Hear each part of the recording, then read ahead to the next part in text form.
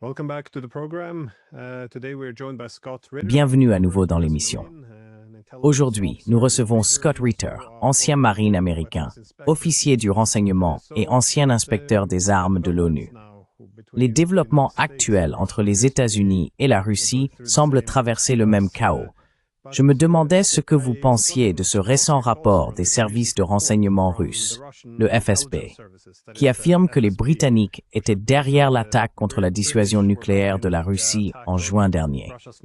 Nous voyons également des missiles britanniques Storm Shadow utilisés pour attaquer l'usine chimique russe de Bryansk. Dans le même temps, Trump est revenu sur sa position précédente, selon laquelle il fallait résoudre les problèmes de fond, et il défend désormais l'idée qu'il suffit d'un simple cessez-le-feu. Donc, encore une fois, beaucoup de choses se passent en très peu de temps. Comment interprétez-vous ces développements?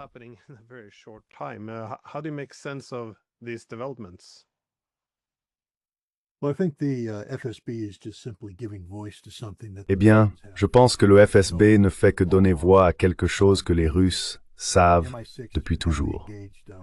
Le MI6 est fortement impliqué avec les services spéciaux ukrainiens depuis le début de ce conflit, et même avant cela. Mais surtout, après le lancement de l'opération militaire spéciale, le MI6 a pratiquement pris le contrôle de Volodymyr Zelensky, non seulement en matière de sécurité, mais aussi dans l'élaboration de son récit. La version la plus récente de ce thème consiste à maintenir l'Ukraine dans le combat. C'est la grande campagne de relations publiques orchestrée par le MI6, et nous la voyons se dérouler de manière constante. Cela me fait rire.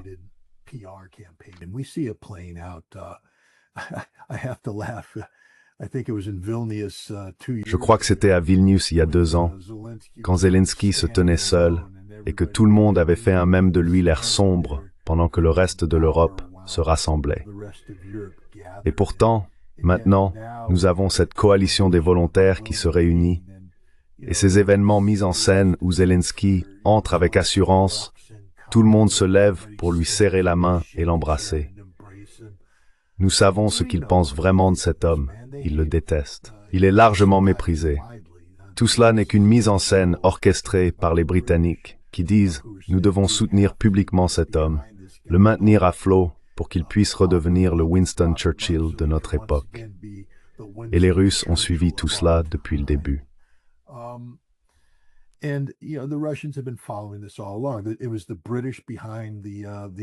C'était les Britanniques qui étaient derrière le premier attentat à la bombe contre le pont de Kerch.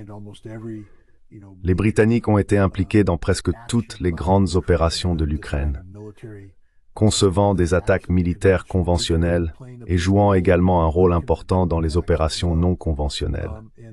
Et l'attaque de drones, qui visait l'infrastructure nucléaire stratégique de la Russie, celle à laquelle il est fait référence ici, était une opération britannique. Les Ukrainiens n'avaient ni la capacité ni l'infrastructure à l'intérieur de la Russie pour construire des usines de drones, équiper des véhicules ou gérer des planques à une telle échelle.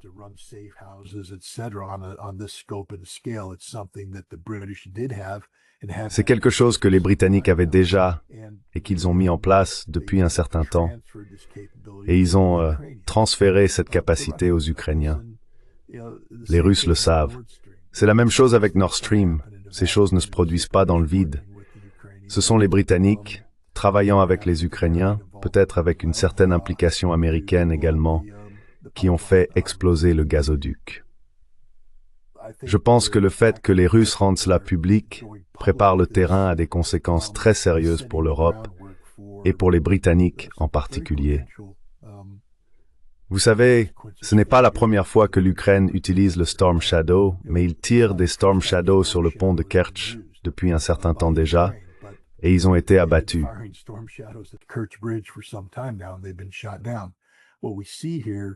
Ce que nous voyons ici, c'est apparemment les Britanniques prenant le contrôle de la flotte de Storm Shadow et planifiant une opération, la menant à bien en utilisant le renseignement britannique, avec un ciblage effectué par les Britanniques, et frappant une cible énergétique stratégique à l'intérieur de la Russie. Vladimir Poutine a récemment réagi en déclarant que si cela continue, ou si la Russie est frappée par ses armes, les conséquences seront catastrophiques, non seulement pour l'Ukraine, mais aussi pour l'Europe. Et je pense que la publication de ce rapport par le FSB prépare le terrain à la possibilité que Vladimir Poutine tienne cette promesse. Non pas une menace, mais une promesse de représailles catastrophiques de la part de la Russie.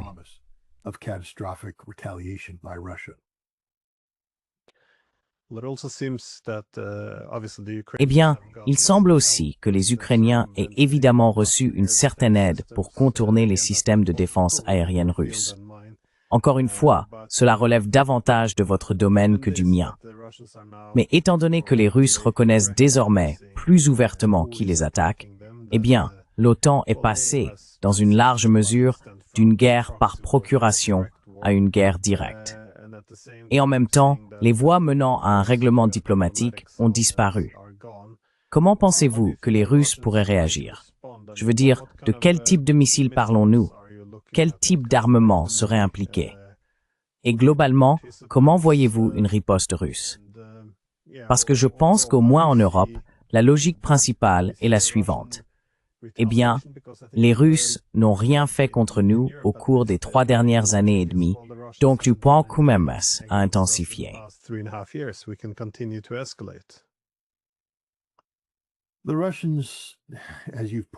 Les Russes, comme vous l'avez souligné, ont été très réticents à faciliter une escalade. L'escalade a toujours été la stratégie de l'Ukraine. L'Ukraine souhaite une escalade parce qu'elle veut que l'OTAN passe du rôle d'agence de soutien à celui de participant actif au conflit, directement impliqué dans les combats. Et la Russie a été hésitante à faire quoi que ce soit qui nourrirait ce récit. Vous savez, je ne suis pas un homme politique russe.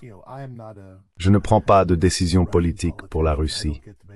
Et je ne suis pas un officier militaire russe. Je ne fais pas leur ciblage à leur place. Mais si j'en jouais un à la télévision ou que je séjournais dans un Holiday Inn Express, je dirais ceci. Je pense que la Russie continuerait d'être réticente à franchir cette étape décisive. Il faudrait encore une étape intermédiaire, limitée aux frontières territoriales de l'Ukraine.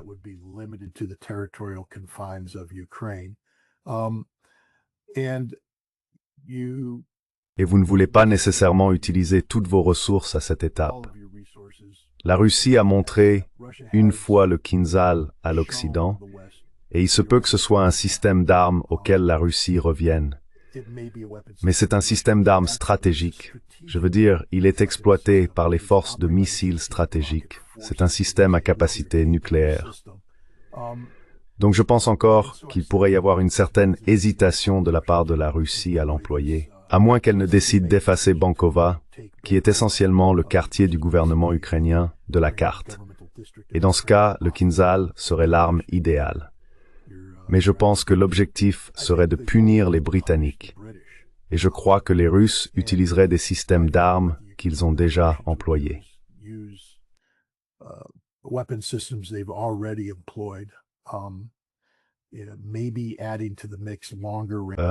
Vous savez, peut-être qu'en ajoutant au mélange des systèmes Iskander à plus longue portée qui ont une portée de missiles intermédiaires, le Zircon et peut-être une nouvelle variante du missile KH-101, le projet 506, est désormais opérationnel.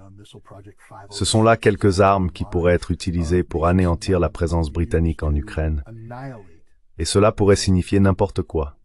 Depuis la destruction de l'ambassade britannique, jusqu'à des frappes sur des emplacements connus d'officiers ou de groupes de conseillers britanniques, ou sur toute unité ukrainienne affiliée au Royaume-Uni.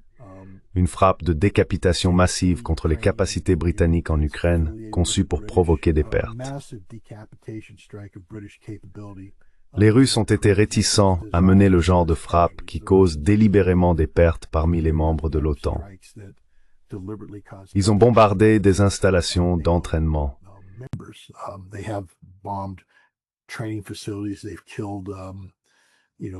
Ils ont tué des soldats et des mercenaires.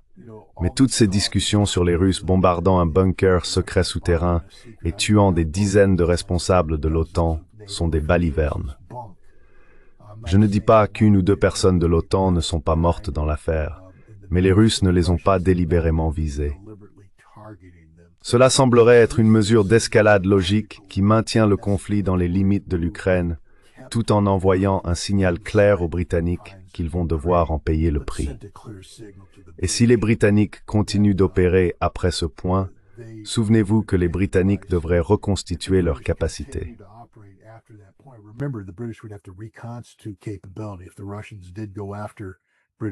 Si les Russes s'en prenaient aux infrastructures britanniques en Ukraine, les Britanniques ne pourraient pas simplement se réorganiser immédiatement. Ils devraient reconstituer cette capacité, ce qu'ils seraient peut-être réticents à faire lorsque 20 ou 30 cercueils reviendraient d'Ukraine. Mais je pense que les Russes en ont assez de cette escalade. Je crois que l'une des raisons pour lesquelles Donald Trump a reculé sur le Tomahawk ne tient pas seulement aux difficultés techniques qu'il a évoquées, à savoir que les Ukrainiens seraient incapables d'utiliser le Tomahawk par eux-mêmes. Cela était connu, et pourtant il semblait toujours disposé à, disons, déployer des contractants américains pour combler cette lacune.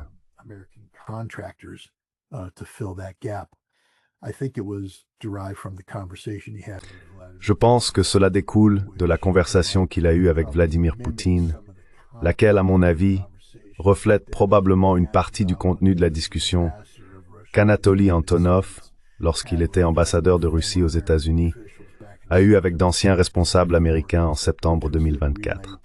Cela a ensuite été transmis au président Biden concernant les conséquences de l'approbation des documents de Keir Starmer autorisant l'utilisation des Storm Shadow, Attack MS et Scalp pour des frappes à longue portée. Personne n'a jamais reconnu publiquement la teneur de cette conversation, mais d'après ce que j'en comprends, elle ressemblait à ceci. La liste des cibles russes serait vaste, et Washington, D.C. est Serenity Krill en tant que cible frontière de spores.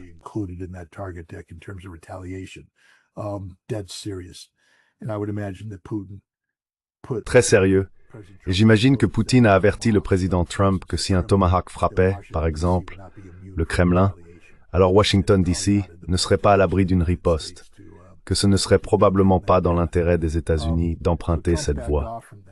Trump a donc reculé, mais maintenant il a perdu la face. C'est humiliant d'être Donald Trump ces derniers temps, car les incohérences de ses propres positions politiques sont évidentes. Le fait qu'il n'ait pas de position personnelle fermement ancrée, qu'il soit susceptible d'être manipulé, contrôlé par son cercle rapproché de conseillers, se déroule sous nos yeux, en direct à la télévision. Maintenant, il a, vous savez, emprunté la voie de Scott Ritter, celle des sanctions visant à faire s'effondrer l'économie russe.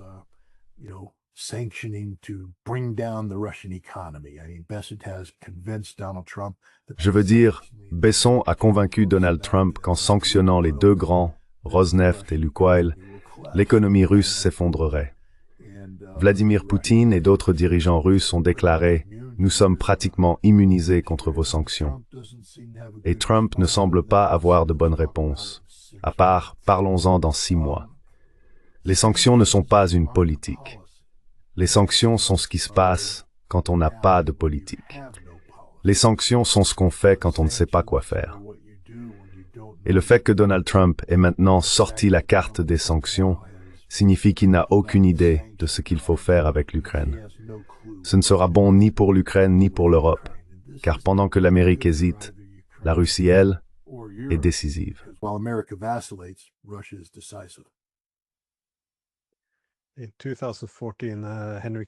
En 2014, Henry Kissinger a dit quelque chose comme « La haine de Poutine n'est pas une stratégie ».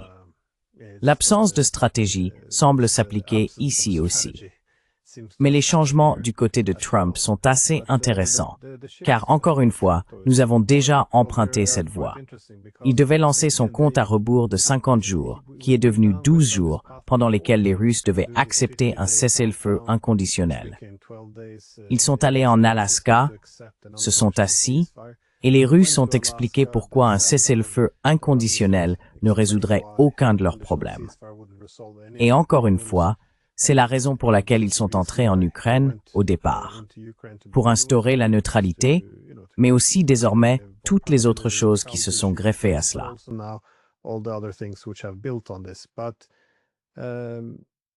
Mais ensuite, il est rentré d'Alaska. Il a reconnu qu'il n'y aurait pas de cessez-le-feu inconditionnel. Nous allons aborder ces questions. Et pourtant, nous y revoilà. On revient maintenant au cessez-le-feu. Mais en ce qui concerne les sanctions, car il ne s'agit pas simplement de sanctions contre le pétrole russe. Je veux dire, les Russes en exportent. Ce sont des sanctions secondaires, et il semble que les principales cibles soient la Chine, l'Inde, enfin, dans l'ensemble, les pays des BRICS. Comment voyez-vous ces sanctions? Dans quelle mesure pensez-vous que les Indiens et les Chinois seront prêts à, disons, payer le prix ou à subir la colère de Washington en les ignorant?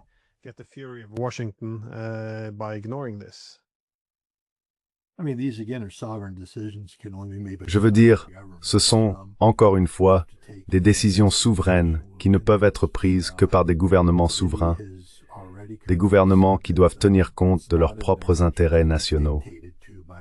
L'Inde a déjà déclaré qu'il n'était pas dans son intérêt de se laisser dicter sa conduite par d'autres puissances sur des décisions purement souveraines concernant la sécurité énergétique. La Chine, quant à elle, est engagée dans une guerre commerciale avec les États-Unis. Mais la Chine et la Russie entretiennent une relation stratégique très forte, et je ne vois pas les Chinois renoncer à cette relation pour un gain tactique à court terme dans une guerre commerciale en cours avec les États-Unis, sachant que les États-Unis, surtout sous Donald Trump, sont incapables de respecter un quelconque accord.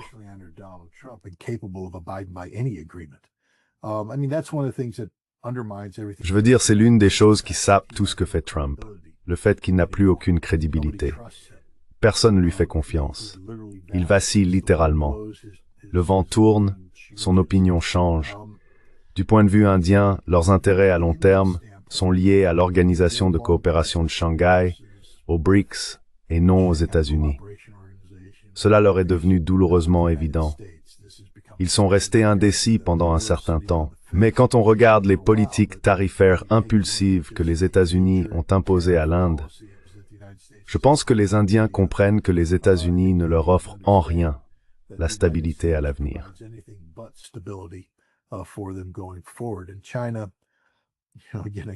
Et la Chine, encore une fois, je ne peux pas parler au nom des Chinois, mais il semble douloureusement évident que l'Amérique n'est pas un partenaire fiable en quoi que ce soit.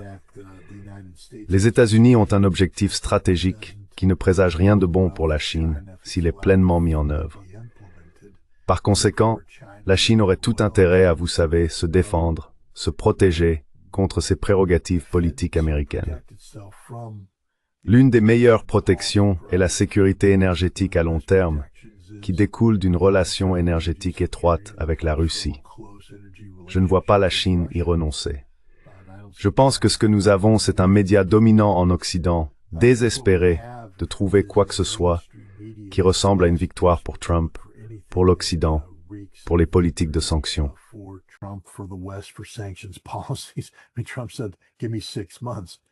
Je veux dire, Trump a dit « Donnez-moi 6 mois ». Hé, Donnie, mon grand, laisse-moi te dire qu'en 6 mois, tu vas pas très bien t'en sortir. La Russie s'en sort plutôt bien.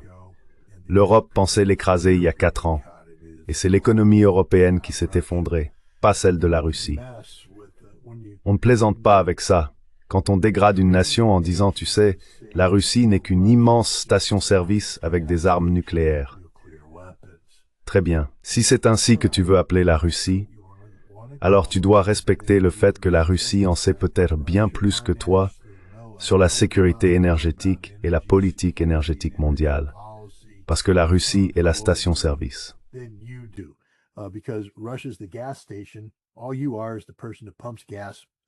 Tout ce que tu es, c'est la personne qui fait le plein d'essence dans sa voiture. Je dirais que la station-service comprend probablement mieux le modèle économique que la personne qui pompe l'essence. Demande aux Saoudiens, à chaque fois qu'ils s'affrontent avec les Russes sur la tarification stratégique du pétrole. Reviens à quoi, 2020, au début du Covid, quand l'Arabie Saoudite a essayé de voler des parts de marché aux Russes. Les Russes ont fait s'effondrer les Saoudiens, et ce sont les Saoudiens qui sont venus ramper à la table pour parvenir à un accord de compromis. On ne peut pas jouer avec les Russes sur ce plan. Ils sont bien mieux préparés que Scott Ritter ne le sera jamais de toute sa vie pour faire face aux conséquences de ces sanctions.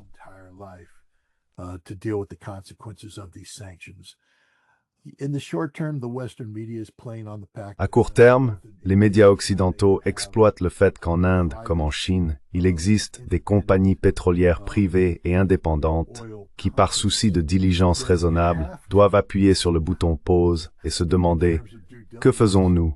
Comment réagissons-nous » Elles doivent se tourner vers leurs gouvernements respectifs et demander quelle est l'orientation stratégique à suivre. Elles rendent des comptes à des conseils d'administration et à d'autres instances de ce type.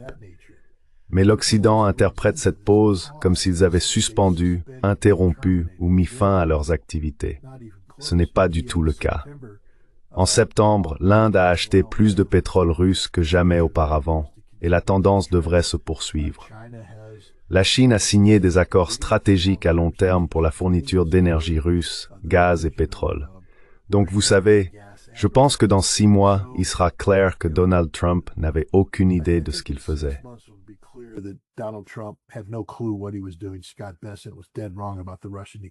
Scott Ritter s'est complètement trompé sur l'économie russe. La Russie s'en sortira très bien. Et encore une fois, pour les Ukrainiens, pour l'Europe, vous savez, ils applaudissent cela, mais on en revient au corollaire de Ritter du point de Kissinger. Les sanctions ne sont pas une politique, ce n'est pas une stratégie. Cela montre que vous ne savez pas ce que vous faites, et donc vous vous rabattez sur quelque chose qui donne l'impression que vous savez. Les Russes, eux, savent exactement ce qu'ils font.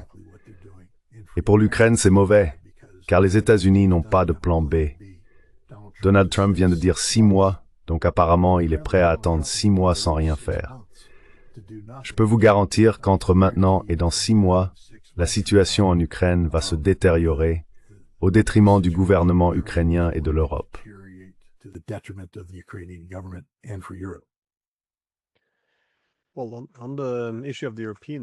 Eh bien, concernant la question des Européens, j'ai vu une interview de Robert Fico, le Premier ministre de Slovaquie. Il a déclaré aux journalistes que Trump avait fait une proposition à Poutine, que ce dernier avait acceptée. Il s'est concentré sur l'aspect territorial de cet accord, affirmant que Trump aurait proposé que le Donbass, c'est-à-dire Luhansk et Donetsk, reviennent entièrement à la Russie, tandis que les lignes de front pourraient être gelées là où elles se trouvaient à Kherson et à Zaporizhia en termes de contrôle. J'imagine que cela impliquerait de modifier les frontières administratives.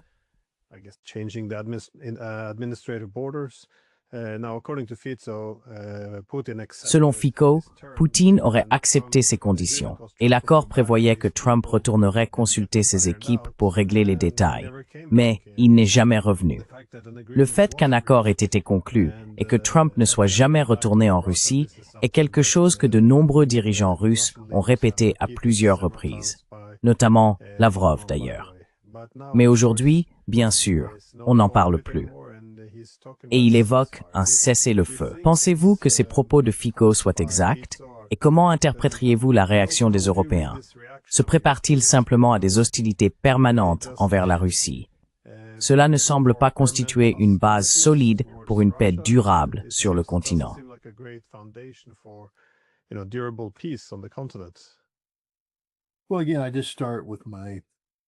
Eh bien, encore une fois, je partirai de mon postulat selon lequel l'Europe, l'élite politique et économique européenne, a investi tellement de capital politique et économique dans le modèle de soutien à l'Ukraine qu'elle est incapable d'envisager autre chose.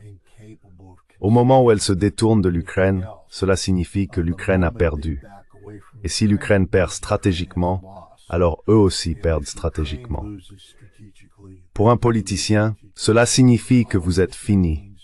Vous allez probablement être évincé du pouvoir, ce qui équivaut à une condamnation à mort pour un homme politique. Et pour les économistes, cela signifie que vous serez tenu responsable de toutes les graves conséquences économiques de vos actions en soutenant les sanctions et d'autres mesures de ce genre.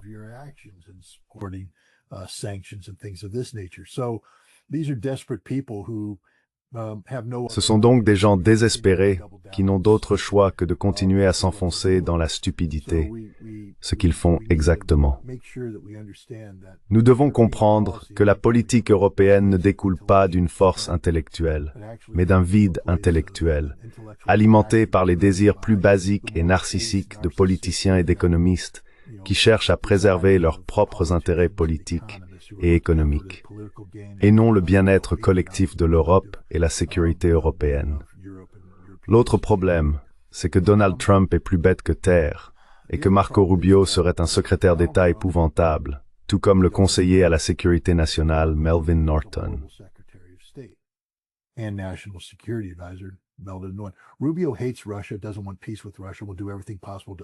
Rubio déteste la Russie, ne veut pas la paix avec la Russie, et fera tout son possible pour saper la Russie. Donald Trump est simplement stupide. Ce que Vladimir Poutine semble avoir dit à Donald Trump, puisque je n'étais pas présent, c'est que la Russie accepterait un cessez-le-feu à condition que l'Ukraine se retire complètement du Donbass et accepte de se retirer de Kherson et de Zaporizhia. Mais qu'un cessez-le-feu pourrait être organisé une fois qu'ils auraient quitté le Donbass. Ensuite, ils se retireraient des deux autres territoires. Mais la Russie n'a jamais dit une seule fois « nous sommes prêts à renoncer ou à faire des concessions territoriales ».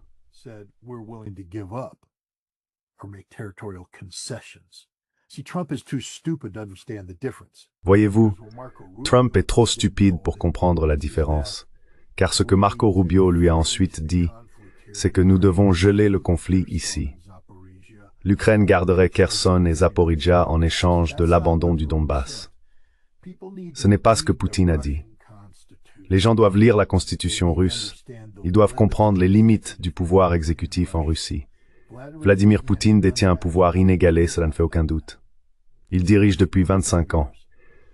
Mais même Vladimir Poutine ne peut pas céder un territoire russe de son propre chef. La Constitution l'interdit. Il devrait s'adresser à la Douma et obtenir le soutien de cet organe, ce qui nécessiterait l'appui du peuple russe.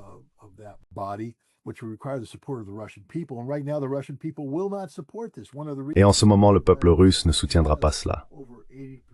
L'une des raisons pour lesquelles Vladimir Poutine bénéficie de plus de 80% de soutien, c'est qu'il est perçu comme un défenseur de la nation russe. Si soudainement, Vladimir Poutine, qui a dit à ses gens « Si vous organisez un référendum et votez pour rejoindre la Russie, nous vous intégrerons à la Russie. Vous ferez partie de la Russie. Venez à dire « Eh bien, il y a maintenant une réserve », ce serait la fin de sa crédibilité. C'est donc la stupidité de ceux qui croient qu'un conflit gelé est quelque chose que la Russie accepterait. Constitutionnellement, elle ne peut pas l'accepter. De plus, l'Ukraine n'est pas en train de gagner.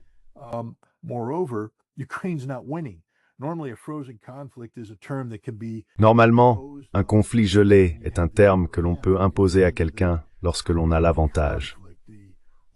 Regardez la fin du conflit coréen, l'horrible guerre des collines qui a eu lieu en 1953, où les marines et l'armée américaine ont perdu des milliers d'hommes en repoussant les Chinois, leur faisant comprendre qu'il n'y avait aucun avenir à poursuivre le combat. Les Chinois ont accepté de geler le conflit à cet endroit. Mais nous nous sommes alors retrouvés avec un état de guerre permanent sur la péninsule coréenne. La Russie ne veut pas d'un état de guerre permanent. L'Europe, elle, en veut un, car cela sert ses objectifs à long terme d'affaiblir, de renverser et d'éroder la Russie.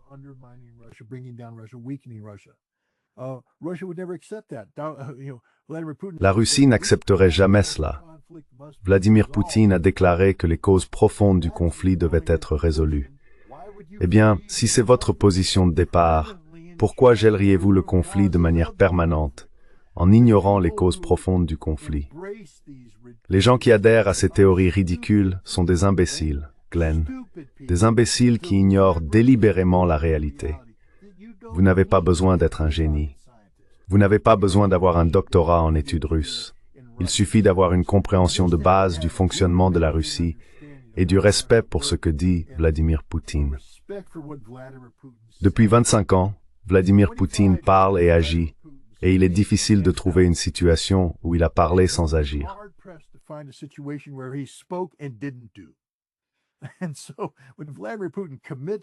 Ainsi, lorsque Vladimir Poutine s'engage sur une ligne politique, non pas une, ni deux, mais à de nombreuses reprises, sans la moindre incohérence dans le plan qu'il a établi, croire soudainement qu'il va tout abandonner et changer d'avis du jour au lendemain est absurde. Donald Trump est trop stupide pour comprendre cela. Et Marco Rubio est trop sournois, trop trompeur, et franchement, trop traître à la vision stratégique de Trump pour pouvoir l'expliquer correctement au président. Il exploite la stupidité de ce président en ce qui concerne la Russie. Et maintenant, Donald Trump se retrouve les mains vides parce qu'il pensait obtenir quelque chose et a découvert qu'il n'obtenait rien, parce qu'il n'avait pas compris ce que Vladimir Poutine mettait réellement sur la table.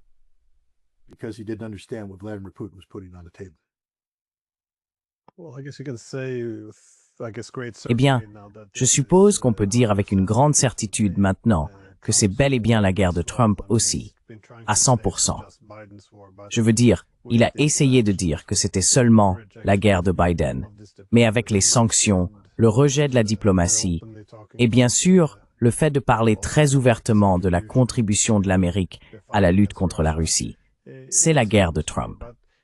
Mais c'est un moment particulier, car en ce moment, il semble y avoir un effondrement qui s'intensifie, du moins aux États-Unis, en Ukraine. On peut regarder l'économie, la stabilité politique, la stabilité sociale, mais je suppose que la ligne de front est la plus intéressante. Donc, juste comme dernière question, comment percevez-vous la ligne de front en ce moment? Qu'est-ce que vous observez?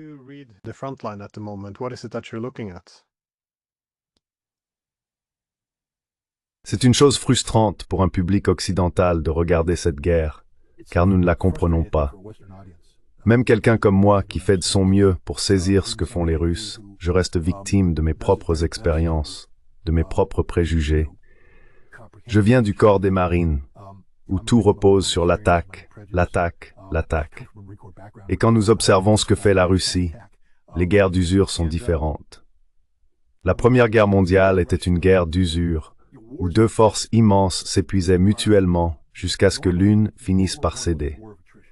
L'Europe était en train de craquer jusqu'à ce que les États-Unis interviennent en 1917, et la disponibilité de nouvelles forces américaines a alors compensé la capacité de l'Allemagne à transférer des troupes du front russe vers le front occidental.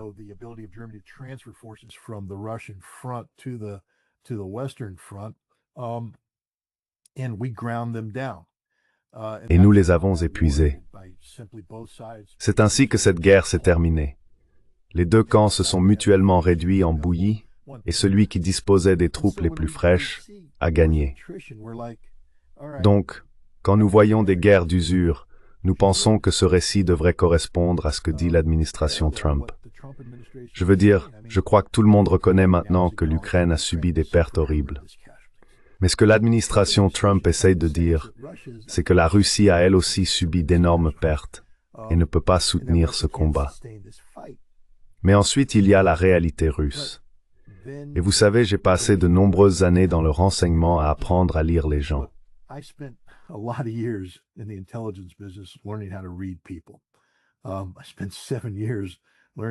J'ai passé 7 ans à apprendre à lire les Irakiens, à entendre mensonge après mensonge après mensonge. Je suis plutôt doué pour lire les êtres humains, ces petits indices subtils qu'ils donnent quand quelque chose les met mal à l'aise ou quand leurs récits ne sont pas cohérents. Et en parlant avec des officiers russes à propos du conflit, ils ont été constants comme le jour qui se lève. C'est un combat difficile. Ils le disent clairement. Jamais je n'ai rencontré un Russe qui ait dit « Ah, c'est une promenade de santé ». C'est un combat difficile. Je veux dire, c'est un combat vraiment, vraiment dur. Et nous en payons le prix, un prix. Mais ce prix n'a rien à voir avec celui que les Ukrainiens payent.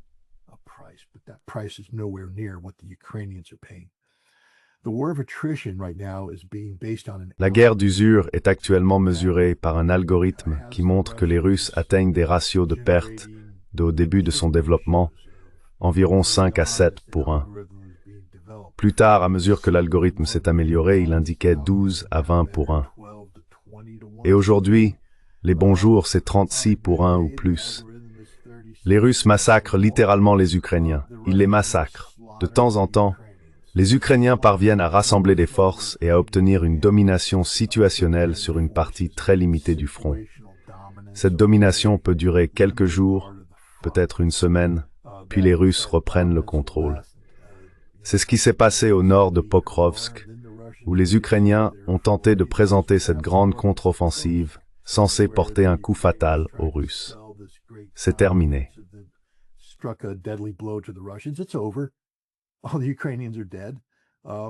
Tous les Ukrainiens sont morts et la Russie a repris le contrôle du champ de bataille. Seymour Hersh vient d'écrire un article où il parle de ce fer à cheval mythique, affirmant que les soldats russes refusent d'obéir aux ordres. Eh bien, bon sang, Seymour, regarde une carte avant d'écrire quelque chose comme ça. Je veux dire, tu es mon ami, mais enfin, regarde une carte. Il n'y a pas un seul endroit sur le front où les Russes n'ont pas avancé. Et l'implication, par conséquent, est que l'armée russe continue d'attaquer. Nulle part sur ce front, l'armée russe n'a dit à Vladimir Poutine « Nous n'allons pas faire ça ». D'abord, Vladimir Poutine ne donne pas les ordres. C'est un de ces petits détails factuels. Tu sais, c'est Gerasimov qui donne les ordres. C'est lui le responsable.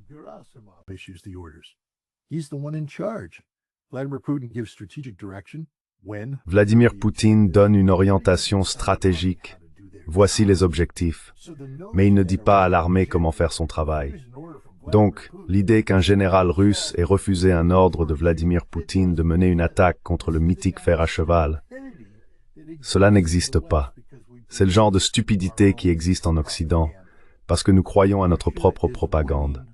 La Russie est en train de gagner sur le front. Nous, en Occident, ne comprenons pas la réalité de cette guerre. Nous pensons que lorsqu'on parle de ratio de pertes, il devrait y avoir de grands mouvements sur la ligne de front. Mais ce n'est pas de cela qu'il s'agit dans cette guerre d'usure. Cette guerre d'usure consiste, pour la Russie, non seulement à épuiser l'armée ukrainienne, mais aussi la capacité de l'Occident à la soutenir.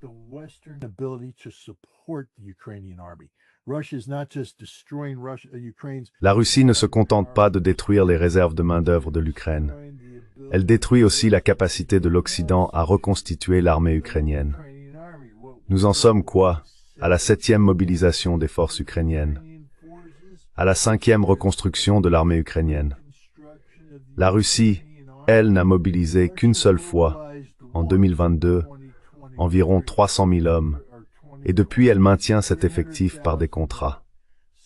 Il y a une incohérence dans la position occidentale. D'un côté, on nous dit que les Russes n'ont plus de chars ni de matériel, parce que bon sang, les Ukrainiens détruisent tout. De l'autre, la Russie surpasse la production du bloc occidental dans son industrie de défense, dans un rapport de 4 pour 1.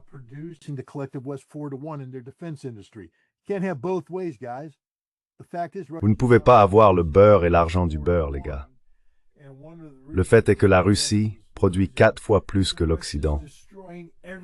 Et l'une des raisons pour lesquelles l'Occident est en train de perdre, c'est que les Russes détruisent tout ce que l'Occident envoie en Ukraine. C'est une guerre d'usure. Et c'est la guerre que mène la Russie. Elle n'est pas dictée par le calendrier, ce qui est frustrant pour les gens en Occident. Car nous voulons tous une date sur le calendrier. Quand est-ce que tout cela va se terminer? La Russie s'en moque. Ils s'en moquent complètement. Cela se terminera quand cela se terminera, quand les objectifs seront atteints. Il n'y a que l'Occident qui ait ses attentes dictées par le calendrier.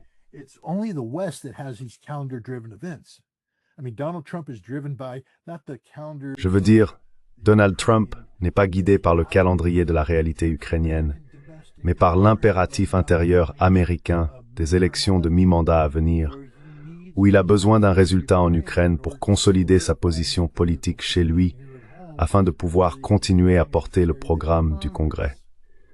C'est pourquoi il insiste sur des dates, des échéances et tout le reste. L'Ukraine, elle, est guidée par le fait qu'elle est en train de perdre. Elle s'effondre. Elle aborde cet hiver sans chauffage, sans énergie, sans eau potable, rien. L'Europe, de son côté, est guidée par le fait qu'elle est en faillite. Elle n'a ni argent ni ressources. Tout ce que fait l'Europe est une mascarade à 100%. La Suède est grande, venez, on va vous serrer la main. Tout cela n'est que mise en scène.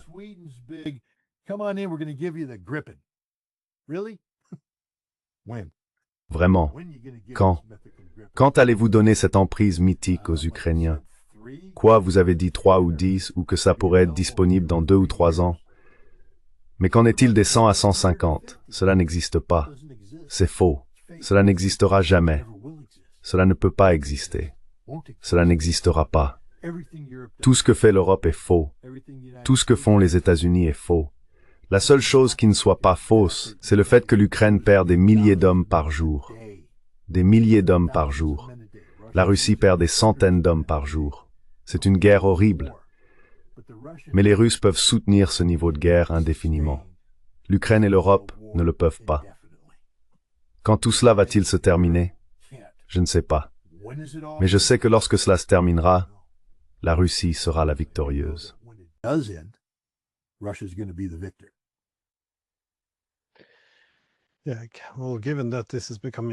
Oui, eh bien, étant donné que cela devient très clair, c'est vraiment frustrant de ne voir aucune diplomatie se mettre en place.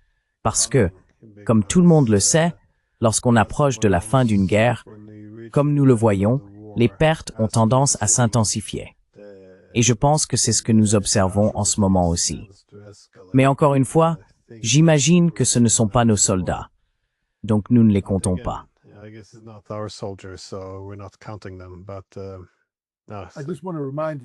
Je veux simplement rappeler encore une fois à votre public, c'est important, car vous venez de dire quelque chose de très important. Pendant la Seconde Guerre mondiale, sur le front occidental, le mois le plus sanglant pour les États-Unis n'a pas été juin 1944, le jour J. Ce n'était pas non plus décembre 44, les combats dans les Ardennes. C'était avril 1945, le dernier mois de la guerre. Nous avons perdu plus de soldats ce dernier mois-là, après que l'armée allemande eut été vaincue, alors qu'elle était en retraite. Parce que comme vous l'avez dit, quand une guerre touche à sa fin, c'est là que commence la phase la plus sanglante.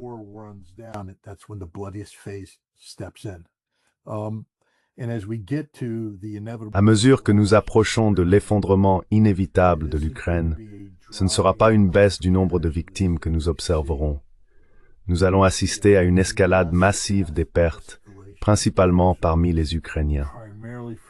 Donc quiconque affirme que nous faisons cela pour l'Ukraine, que nous faisons cela pour aider le peuple ukrainien, en réalité, ce que vous faites, c'est garantir que des centaines de milliers d'hommes ukrainiens, qui n'ont pas besoin de mourir, qui sont vivants aujourd'hui, seront morts à cause du narcissisme des élites politiques et économiques européennes et américaines.